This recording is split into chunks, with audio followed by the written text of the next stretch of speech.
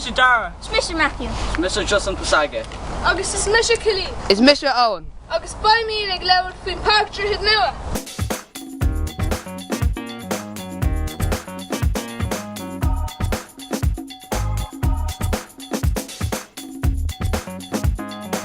Tigh Galánta is Mr. Kelly agus by me ag leabhar faoin Pháirc Droichid Nua.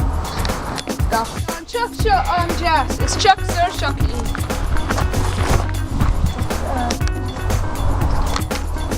An winter cup in a gcónaí ann go dtí le déanaí nuair a thug siad an teach don cóbhar le bunta.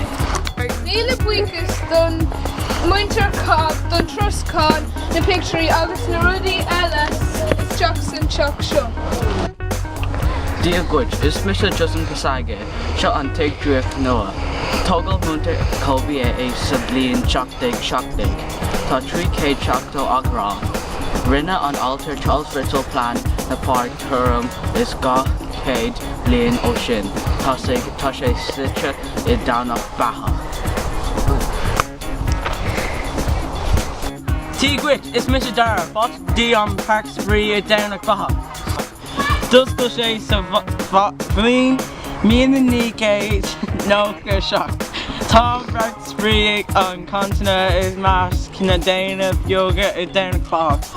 Teig is teach dí an bharc agus tóg an céad cascad agus clé is teach a dí an Pháirc Spraoi. Tá gáfar bharc sa bharc. Céin don na páistí beaga agus céin don na páistí móra.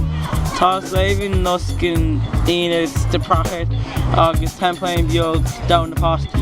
Yeah! Tigh Galánta rís. In is stormí na páirceanna pella, is minic in úsáid teach iad. Baréanta bíonn scolanna an seo leis na leathna spórt. Taobh mus den na páirceanna pella, tá fáilte mór ann. Tugann déine ócán is ó cungáir.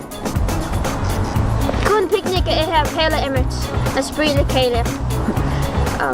Tugann cubanna de háte cún péile imirt is sprí go tourist point. Seo é Fheirm Droichid Nua. Tá lán anama a bhí seo. Tá mucha gearb capall bó agus lacha. Tá pure stable agus chun na fád don na hanama. Is féidir linn don seo timpeall na Fheirm agus bhreathinn na hanama. Is bhar leis na páistí cúr a tubail óran seo.